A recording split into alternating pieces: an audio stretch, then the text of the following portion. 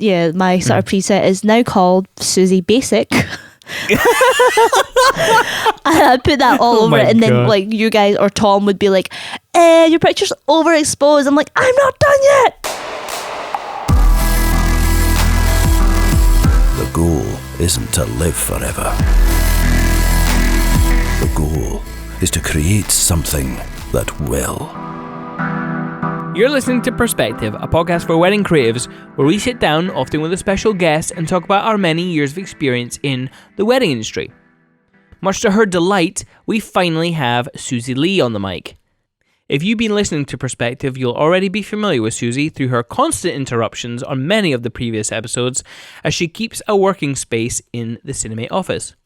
Today, we talk about her experiences finding her look and how she found her light and airy style in a marketplace that's broody and dark. This episode is going to be perfect if you're struggling to find the look that defines you. In a world of luts and presets, how do you settle on your style? We offer up tips and tricks to deal with the pressures of a harsh marketplace and insight to help settle the creative minefield that is style. This episode of Perspective is sponsored by With Jack. But before we get into all that, what are we drinking? We are drinking some kombucha today. That's But why? Because you normally have coffee, and I do like coffee, but it's so nice that you thought about me. Yeah, That's right. Kombucha. So in the office, myself, Simon, and Tom, when he's in, are strong black coffee drinkers from the Chemex. So that's usually what we drink on these shows. But Suzie sits in the office as well. She doesn't drink as much coffee. She's more of a tea girl. That's right. So Simon went out and got some kombucha. Where's it from? Well, so this company is Left Field, and I actually can't remember where they're from.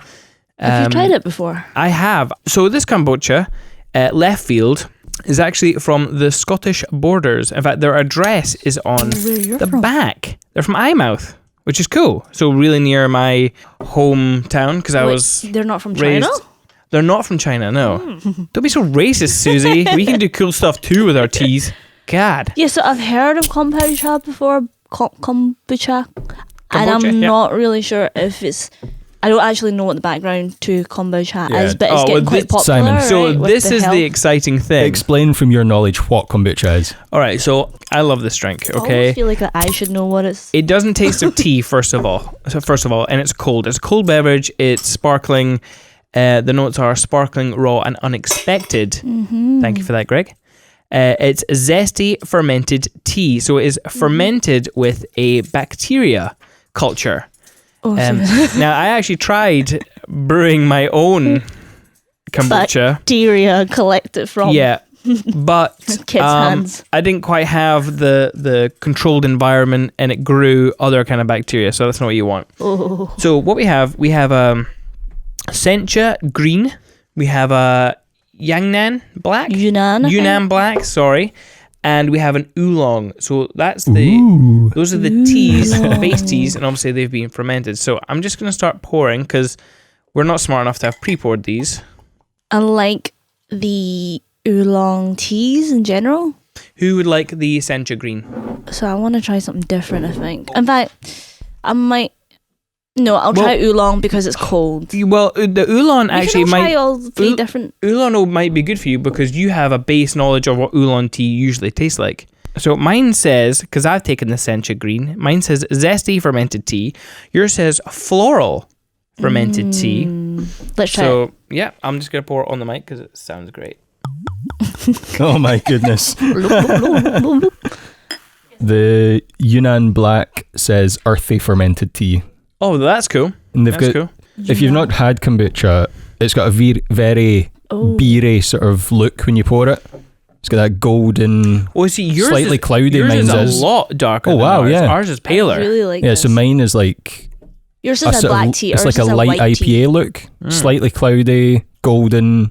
Yeah, I'm going to try it now. I've always thought about this, right? But it just reminds me, for some reason, like a slightly yeasty appetizer. Have you ever had appetizer? Yep. It's like a drink from my childhood. I used to drink it as a child in cans. It used to be the special drink that I always used to like to ask for during Sunday roast dinners. But so do we like it? I like mine. Do you want to try it? Undecided. Let me try it. Undecided. Couldn't drink a lot of it. Well, may I try yours? Yeah. Do you still have a cold? Nah. Suzie gave me the code anyway. Oh yeah, yours is very different. It's a lot heavier. Actually. Oh wait, that one. Yep. And then whose is that one? That's That yours one's originally, mine. so Have you you can tried it? have. Oh yeah, I'll try yours. I like mine. Yeah, yours is really refreshing. Yours has an initial Green tea. flavour that's quite like a sour beer, a sort of a goes or something. You know what? Let's That's try it. actually. But it's just an initial kick of it. It doesn't linger. It's not nearly as sour. Yeah. But you're right. It does have that Just a kind of subtle- nip, and then Yeah. Hey, I really like it actually. yeah. I'm undecided still. Well, so don't let this freak you out, okay? But I should mention it just in case you pour more. In some bottles, obviously, it's fermented with bacteria. Once it's fermented, the bacteria is still there. So what can happen is another bacteria growth can occur, right? Wow. It's called a SCOBY. So It sounds scary. it's not scary at all. It's just a little bit of bacteria just floating in your. Just it doesn't happen all the time, but Okay. just be aware that that's what that is. You can drink it; it's totally fine. In fact, it's really great. Probiotics and all that good stuff. That's kind of like Yakult, right? Which I love. It's kind of like Yeah. a milky thing and it's bacteria. That's all I know about it. But this is not like Yakult. It's kind of like, appetizer beer. Yeah, Appetizer beer. Yeah. Best way to describe it. it is a nice way. So yeah, let's debrief. Because obviously we've had a very busy week this week, ladies and What gentlemen. have you been up to? Well, it's nice to see that our continuing episodes of the podcast keep releasing, and people seem to really enjoy it. So thank you very much out there for listening and enjoying. Yeah, so we'd been recording a few episodes pre-release, so as we could launch with 2 or 3 sort of already. So we only just launched this weekend past, and it's been getting a good response. The next episode went up on Tuesday, and they're going to continue on Tuesdays from there on. So that's right. So you're actually the third podcast interviewee that we've had this week. Yeah, that's right. Yeah, all Haley and Neil were previous. I bet you were here. You were here for Haley. And yeah. I've been digging into the donuts. yeah. Sorry, Yeah. sorry, we don't Weren't have really any for you. Good. I don't want any right now. I'm trying to be healthy. Like since forever. Says the person who ordered like a huge box of skinny cakes. Yeah. Uh-huh. Air quotes, Air skinny quotes, cakes. Skinny cakes. If you've been listening to some of the episodes, you'll have heard Susie's voice coming in and out of things. Munching. Terrorizing the show. So Suzie shares an office here with us, and we record these episodes in the office. So Susie's a good friend, and we know her quite well. So how's your weekend, or how's your week been?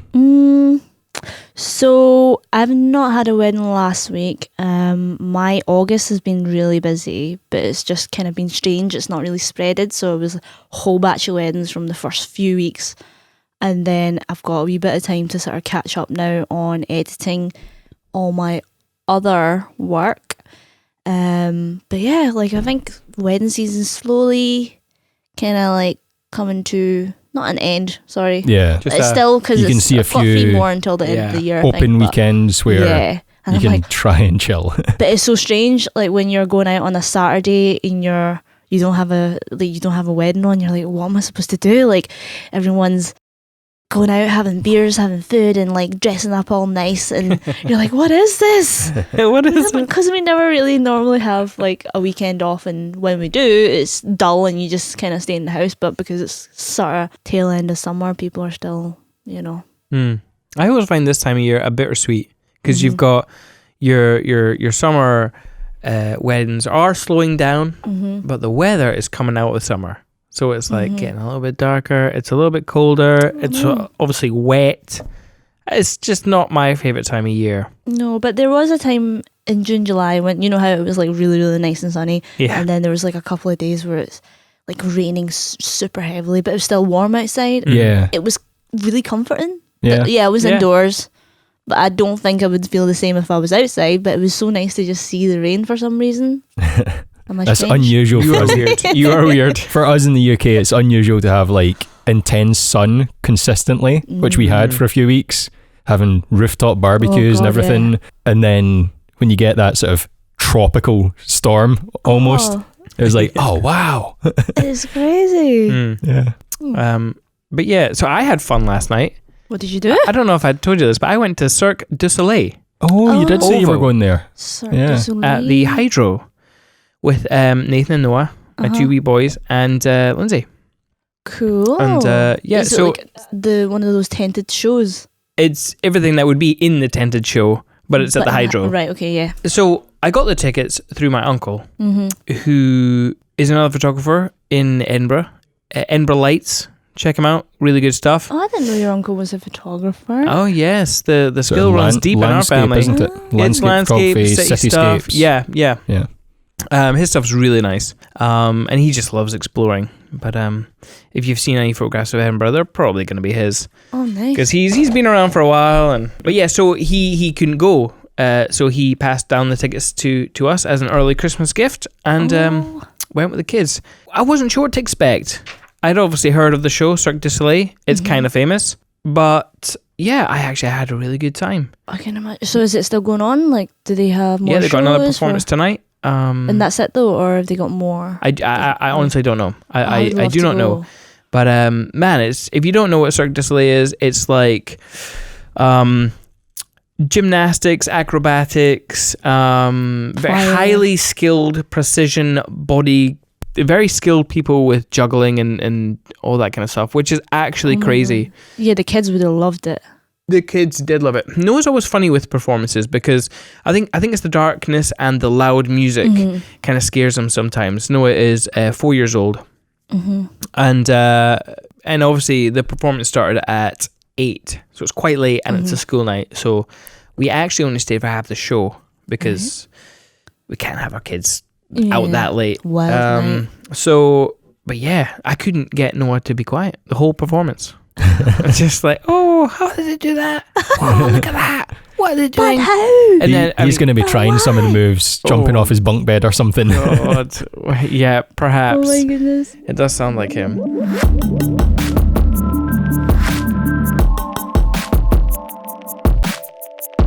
Hang on. I forgot to mention something in the debrief that I really want to get off my chest because I find it absolutely hilarious. Something from my childhood. My kids have been watching a lot of cartoons and stuff, and they like the Minions. Now, if you watch Despicable Me 3, there's a Michael Jackson song in there called Bad. Okay? We've been listening to a lot of Michael Jackson in the car. Okay? Awesome. And when we were listening to a song, I had this memory of me as a child, and I found it just absolutely hilarious. You know how Michael Jackson makes like vocal noises, almost percussion, right? So when I was younger, I used to think when he was saying "Shamo" that he was saying Simon. Oh, man. And so every time he did that, I'd be like, yeah, That's me. That's me. but man, and that's what encouraged me to learn all the dance moves when I was a kid. And do you know the only reason I learned that he wasn't saying Simon was from the Bo Selecta Michael Jackson impression where he'd say Shamon really, clearly, and I was actually heartbroken at the time. I can imagine your face. So I had blocked that memory out until yesterday on the way to the show. But I just thought it was hilarious. You can tell that's been haunting you for a night. I just had to get that off my chest because, man, You'll I need was to really change your disappointed, name guys. now to Yeah. Shamon. Shamon. Yes, that's right. So welcome to today's show. I'm your host, Shamon. Here with co-host Greg. So Shimon, obviously, That's a cool name. obviously we know Suzie Li quite well, but for people listening that don't know you, what's your background? How did you get into photography? Ooh, such a question for an early morning. Okay, so who am I? So deep. Right. Stop looking at your notes, Susie. You know who you are. I know, I'm like, who Just am I? relax. Really? Oh God, You're I don't around know how friends. to find words. So, yeah. She's been very nervous, ladies and gentlemen. Let's give her a round of quite, applause. Thank you. So, yeah, I'm Suzie Li. Everyone calls me Suzie Li, but Suzanne is my business name. I actually spent a long time thinking, like, what could I call my business? Suzie or Suzanne? Professional or fun? I went for the professional route. No one even calls me Suzanne. So, yeah, I'm Chinese born. My parents were originally from China and they moved over very odd years ago, whatever, had me and my sisters and brothers. And yeah, you were asking about photography. Yeah. Has it always been something that you've been into? So when I first picked up a camera, like I never thought I was going to do photography with it. Like, in fact, even at uni. So what I did is I did business in Stirling for half a year. Went into fashion business because I was like, no, I need to do something creative. I'm so not into the whole business thing. And I was failing at all my essays. So I'm like, right, I need to do something like easier for me. I went into fashion business in Gala Shields. It's Herod University, which... Gala Shields, near my hometown, Selkirk. Whoop, whoop. So I was there for 4 years doing fashion business. And I thought, I'll make photography useful since I had a camera, used to play around with it, just like photographing like nature, like we all do when we get a camera. And that's so true. Like playing with like macro lenses or whatever. So I took my camera into uni, decided I'll do like the advertising projects. Like I think a lot of people got professional photographers in to shoot their products or whatever they've designed in that, but I decided I'll do my own photos, bring in my own models, dress them up, style them or whatever. And I really enjoyed the fashion part of it. I remember saying that, oh God, I would never do weddings. Like, oh, it's so boring. It's so traditional. And that's and what now, we said too. yeah, that's what you said. And now here I am doing weddings. But obviously, I love what I'm doing now. It's not, you make it your own way. Like, if you don't want to do it traditionally, like that kind of following that route where everything's like superposed in that, then you do it differently. So yeah, here I am doing for you. Was there a moment for you where that changed and you were like, yeah, weddings can be creative? Yes, so I booked in to do a workshop with a girl called Rosie Hardy down in Manchester. She's sort of like, she does like a lot of surrealism and artistic photography. So cool, you have to check her out at work. So I went to sort of like learn how to do that as well. So it's more like heavy editing, like with Photoshop, and it's like her, there's pictures of her basically ripping out the sky and like birds coming out of like the picture sort of thing. It looks super cool. I can't really explain it with words, right? And so that's what I went down for. But she changed her workshop to a wedding workshop. And I was like, oh God, no, like I don't want to do weddings. Like, oh, I don't know what to expect, but I paid for it. I'll just go. And from then I was like, oh, actually it can be fun. Like there was a wedding dress models and stuff or whatever, but it was all like sort of outdoor, and it was different to what I have seen, because probably for me it was just either Chinese weddings that I've seen or like hotel weddings or whatever, but the way Rosie put it together was like an outdoor styled wedding. I was like, oh, this is cool. So she didn't have couples ripping the sky open with birds? Well, yeah, that'd be hilarious. But yeah, she made it fun, and I met other photographers there as well. Some have become friends. And then from then, it was a girl called Nina down in Manchester who asked me, do you want to come and second shoot a wedding with me? And at that point, I had no wedding photography experience at all. Yeah. My experience was only like photographing fashion stuff at uni. So helped her out. And then I think it was only a year ago when I was looking back at my archives and stuff and just seeing how far I've come. I think it was like 2012 or 13, the images.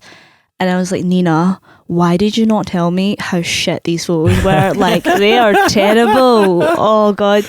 But, yeah, and I think I learned quite quickly and decided, okay, I want to change my style and have it a certain way. And, yeah, and wait, 2012 till now, was it 6 years? Yeah. Yeah, but I didn't really start weddings until, I'd say, 2014, 15, I think. Mm-hmm. Is that, when did we meet you? Because obviously I was thinking about 2015. Because we met you at Dalda Farm. Second it was a shooting really nice for sunny day. Emma Lawson. Emma, yep. So that was my second wedding shooting with Emma. So only your second? Yeah. Wow.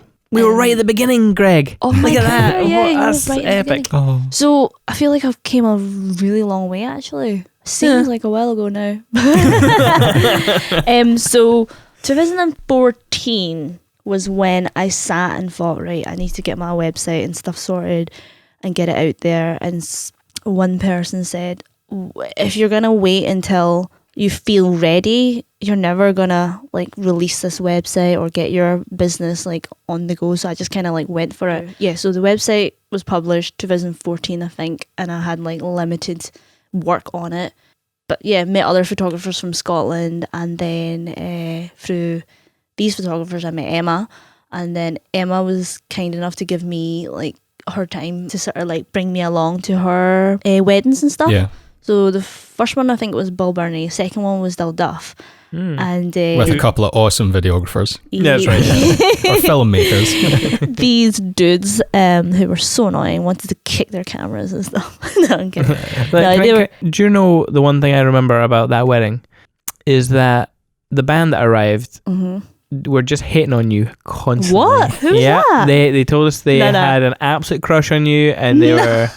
Oh, shit. I am telling you the truth. Who here. are they? Need to find out now. I could look back the records and find out. Don't tell me it's replay. I wasn't replay. Oh my god. I mean, they've had to change their name because of you. Please don't find us. Don't look for us. Yeah. Why, do you have a crush on replay? No. No. Hot. What are they called now? Hot.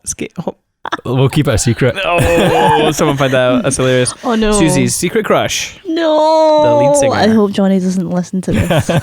So when your website launched, it was a good 4 years ago at least. Mm-hmm. Do you feel you had your style sort of already by that point, or has it drastically changed since then? 2014, I also did a workshop. You know the Koechners, right? Yep. Mm-hmm, yeah. So I went to their workshop. That was my first proper. Went to Rosie Hardy one, but that was kind of like unexpected wedding kind of thing. Mm-hmm. With the Koechners, it was I think they'd done it almost like an elopement type thing, and so I done that. And obviously their style is quite like dark and that. But when I got my photos, I didn't. Like, I just wanted to make it sort of like light or just a different style from, you know, how it was like a moody, grungy kind of dull day, but I still wanted to like brighten it up a little bit. Mm-hmm. So style, I think I haven't really changed all that much apart from when I was trying like the sort of fashion looks. It was kind of more colourful. I did a lot of cross processing. I think that's what it's called, where you mix like the two colours and it looks kind of vintagey with fashion. And then the faded kind of look. And now, I'm sticking by like the sort of happy, light and airy kind of look. Okay, maybe I have changed a lot, but from when the website launched till now, not really. But from from when I was at uni till now, then yes. Obviously, you started. Well, you didn't start as a second shooter, but that was your, like a major part of your work was second shooting for Emma. Did her style influence your style? What about the way you shoot? Does that affect your style? Like, you've obviously covered certain venues and stuff, and not forcing an expectation of light and airy. Okay, great question. I love it. So, okay, bye. I made that question so long because I knew you were looking at your notes. So, finding my style in colours and through basically, there's quite a lot of, I don't know, I guess like trial and error or whatever, through workshops, fashion. Sorry, hold on. I just had to move my mic because I started to kneel on my chair. You've raised up. Yep. Would you like Greg to start your mic? Raise me. Okay. So we like to sing on the podcast, don't we? I feel like I'm in a karaoke room or something. Okay, so you can join Haley and I and Greg when we go karaokeing, by the way. Oh wait, so you already have a night out karaokeing and I'm not invited? Oh, everyone hates obviously me. Invited. So like I said, with the fashion shoots, it's me going to the model and telling them what I want them to do, how they stand and things like that. Then obviously second shooting as well, with Emma, with other people as well. Everyone's got different styles, and you kind of gather what suits you as well. Like Emma's really good at like sort of, she's funny. She's funny with her couples and that, and like she makes them laugh and everything. But I'm not Emma, so I can't do the same thing. what am I good at? I'm kind of good at like sort of, I don't know, like posing folk in a way, but not like like In a cheesy, natural way. yeah, in a Yeah. natural way. So when my couples call me and say, love your work, it's very natural, I love that you don't do like cheesy poses and stuff, it's great. But I always have to remind them that if you want it 100% natural, you're just gonna be standing there like next to each other not knowing what to do. So I would have to come up and sort of like guide you gently throughout like the whole sort of session. And it's, some couples are obviously really naturally intimate with each other, and they'll have a laugh and things, but some couples don't know what to do at all, so they'll stand and stare at you like, what do we do? So I step in, help them move and things, and I quite like that. And like it gets them sort of, the first 5 minutes obviously they're trying to like get comfortable in that, and then later on they just know what they're doing. They're like they belong in a magazine or something. And I've figured as well that Scottish couples versus American and Asian couples are very different. I've had a lot of Americans and Chinese, and they're really into their sort of posing. Or they kind of know what to do, or they're really just like naturally huggy and kissy and stuff with each other. I hardly have to say much to them. So I figured that with the sort of Scottish clients, that there's obviously a bit more work that I have to put into with the like guidance, which is fine. I love doing that. But then it made me realise that maybe I should adopt a more documentary like way of shooting during the couple shoot. So I would like sort of leave them to chat and things, and then like obviously have a conversation with them, and then remind them to, like, even if they're having a conversation with me, talk to each other as well. So it's really good just knowing different types of people. I'm not saying that all Scottish people are not intimate or like PDA or whatever, or all Americans and Chinese are PDA and not shy or whatever. But the majority, that's how I felt from like my clients anyway. Yeah. So from all that information, that it's just kind of like led me to shoot differently with my couples in general now. With Jack was designed from the ground up and is tailored specifically for creatives.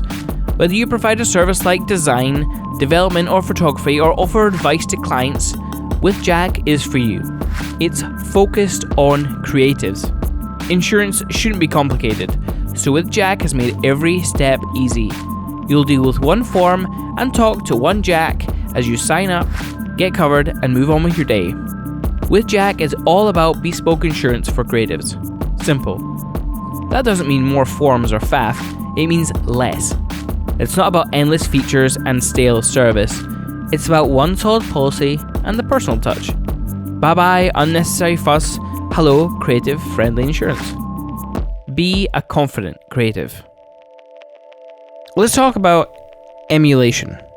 Because loads of photographers see other photographers and, you know, has your style been influenced by anyone? Well, I think everyone's style is influenced by like some other artist in some way. Like, because when you're starting out, you do look at other photographers and you're like, oh my god, I love their work, like, and you wonder how they do it. And so yes, there are fine art photographers that I have really admired, like, and still admire. Dark, light, whatever, like, just of all sorts of style. And yeah, like, I'll probably sort of wanted to take inspiration from them in a way. Steal? No, not really steal, but yeah. And you eventually figure that you can't be them, you're not them, do your own thing. So when people say my style is quite fine art, it's funny because I don't feel that anymore. Not, it is like a fine art kind of palette, I would say, like, as in sometimes pastel or light and airy, but I would kind of describe it with a, what are you doing? I can see him looking for the book. I am looking for a book. Is it the author's name? Because I knew it. What? Oh, is it Jose? No. Austin Kleon, Yeah. steel looking artist. That's right. There's nothing wrong with stealing. I just realised that I said stealing, but there's a negative connotation to stealing someone's work. But Not it's stealing, not as long as you're, well, read the book. You are, so like other artists, like tattoo artists and that, it's not stealing, but they get inspired by certain things, certain, like, whether it's picture, a painting, and then like making it their own work. You know what I mean? That's probably how I would see it. Do you not have a story about one of your tattoos that the artist, you sort of sent an image to an artist and she was like, yeah, but I don't want to do exactly that because that's copying. Yep. So stealing like an artist, it's okay when you're taking some inspiration and changing it to your own sort of style. Yeah. But when I send like photos to say a tattoo artist, I'm not saying I want exactly that. Yeah. It's I'm being inspired by bits of it, and I love your work, so I want it sort of to be your style. Yeah. Nice tattoo, by the way. Oh, thank you. Thank you. You said earlier that you went to the Koechners Workshop, but I feel if people were to look at two images, one of yours and one of the Koechners, they're very contrasting. Like they're quite a dark style of colouring. So what was your thought process when you were signing up to go in that workshop? Because you already had your sort of an idea of your style and your colouring before that. I think it was the elopement type feel, and I was like, oh, what is an elopement, or what is the pre-wedding shoot kind of thing? Like, how come this is really different from the pre-weddings that I have seen through? Because it's not really popular. It wasn't really popular around here anyway. It's only getting more popular now because of Pinterest and stuff. But the pre-weddings that I have seen is from Hong Kong and China, where it's studio and very they're posed. very different. Yeah. Oh, it's kind of horrible actually, because they spend the whole day dressed up like head to toe, different outfits. It's tiring. I don't know how they can do it. So when I saw this sort of pre-wedding-ish elopement type thing with the Koechners, I'm like, this is really different. It's quite casual, like chilled. I want to see what it's like.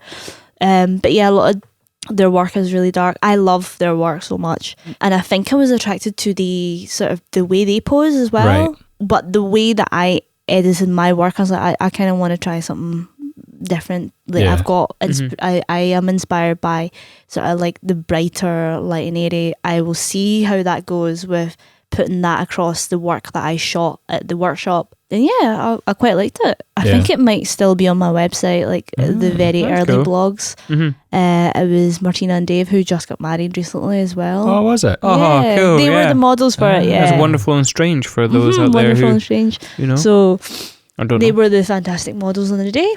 They done really well. They are naturally like hugging, cute little couple. So easy to photograph them. Yeah. So they were kind of like walking through like the mountains, and it was misty and everything. So you can kind of already see what the vibe is like. So I didn't push it as much. Like I didn't try and make it like super like fine arty. It's just keeping it more natural. Yeah, I'd say, because I could have darkened it a lot more. Yeah, I feel like I went down that route. I feel like most of the people that would have went to a workshop with these sort of guys, they've inspired a lot of this colouring that's quite popular just now, the sort of darker, browner tones. We're not happy people in Scotland. We're all sad and depressed and all dark and mopey. I feel like a lot of people would have went on that workshop and just sort of tried to replicate that almost, or do a similar sort of dark style. Do you ever feel pressure to follow trends like that? Not pressured, but intrigued. Oh, Yeah. all right. So like, tell us more. just like sort of, I love variety in life, right? So comes from, I think, Chinese background, where when we eat at dinner, there's like 6+ dishes, right? So it's like, but that's I just don't just get one. So like, it's just not like one chicken dish. It's like 100 million other things to choose from, right? So I love variety. So for me to stick to the one thing for a long time is a burden. No, unnatural. A good thing. An achievement. An achievement. Yeah, that's it. Hey. Because although like I love my style, I still want to sort of like see what it's like with my photos, like to be I don't know, gloomy and dark and stuff. And actually the other day, I think I like posted up on my Instagram story like an edit, and it was a little bit more dark. Did you go to the dark side, Suzie? What the shit? Oh, I think I burped at the same time as Oh, I've noticed. is that fermented? Sorry. I've air noticed coming all out. of us trying to lean away from the mic to burp. to burp. And I am an airy person, gassy. Like an airy, not Like just an in airy. work, but in Oh. life. So, yeah, so I've tried that before, and obviously I still, I like it, and I'm sometimes tempted and stuff, but I love what my style is. It's a challenge to try and make it light when it's gloomy, because I think I've had a few clients say to me, oh, like, oh, your work is like very light, like this picture, and I'm like, oh, actually it was actually raining that day, like very heavily, but you can't tell. Yeah. Yeah. So it might be the colours. Do you shoot overexposed, or do you just shoot with the histogram in the middle? Right, so a lot of people have asked me that before, and they think that I shoot over, but no, I'm either on camera, I'm like either in the center, I don't know how, obviously not techie, right? Like I'm like in the middle, the dot, the zero, so I'm either in the middle or under, so that when I do my post process, it's easier for me to sort of get the highlights or the shadows. Yeah, you want to keep the details and the highlights if they're keep highlights the details. are blown out, So it's easier to edit, but it's always kind of more natural on camera as well. Do you blow out the highlights in your edits though?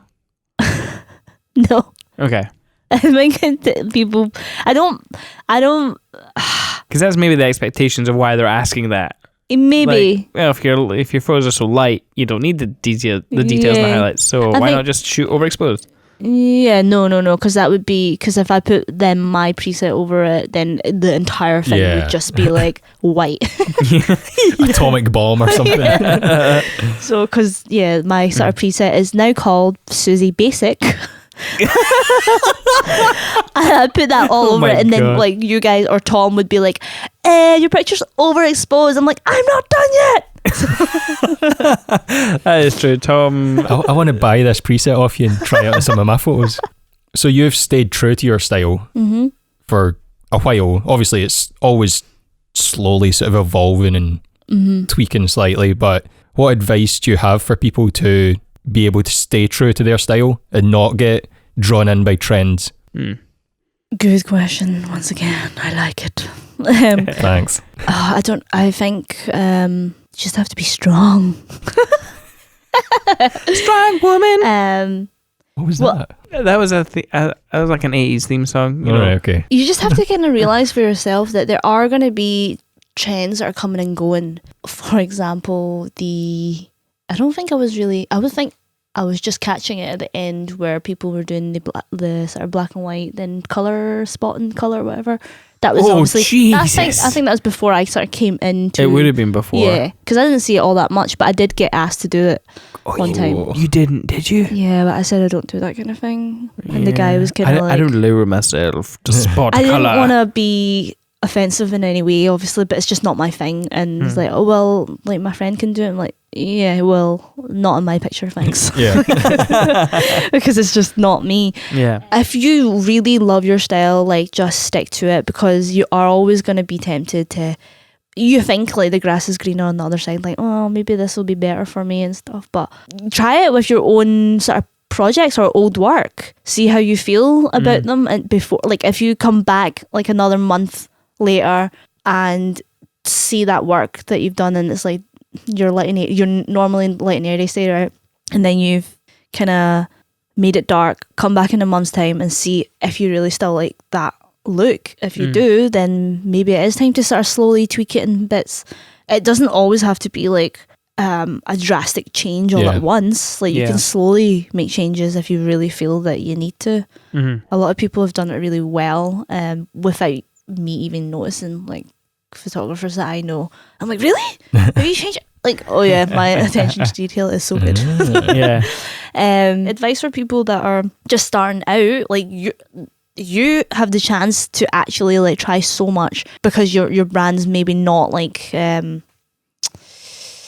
Established. You've not established yet. Yeah, not your established yet. style. Yeah. So you have a lot of time to sort of try it, and you could do styled shoots, shoot in dark venues or dark places, light places, in the rain, in like sunlight and stuff, and shade or whatever. I try different styles and different ways of shooting, and then find out what you really enjoy, like what works for you, makes it easier for you as well, but you also enjoy. So yeah, for the people who are starting out, like I said before, you do have a lot of time to sort of play around with what you want. Definitely do that first. Don't throw yourself out there and stick to the one thing, because then later on you're going to discover, shit, like I am this kind of person, people see me as that, but now I'm struggling to sort of like change, and now you have to do a whole lot of rebranding and everything. But if you had sort of researched and developed with your work first, then you would have found out what you didn't like quickly. Yeah.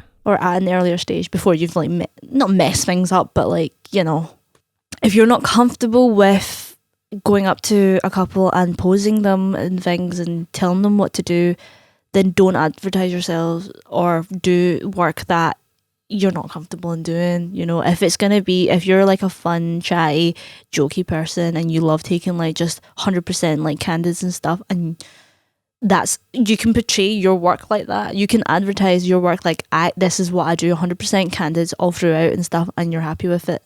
Do that. Like, just do you. Yeah, it'll be easier to stay true to your style if you are being true to yourself. Yeah, because obviously with the second shooting as well that I've done, I realise what I see, how other people shoot, but obviously I've made the, not mistake, but like, I've tried to be someone in a way. Like I tried to be in a certain way during a wedding, and then I'll come away thinking, oh God, like I felt drained.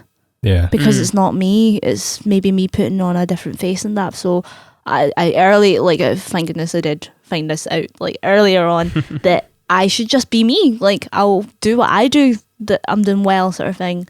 I think I remember exactly who told me this, and it was Johnny. Like he is great. Because I'm glad you remember who Johnny is. Johnny, your fiance.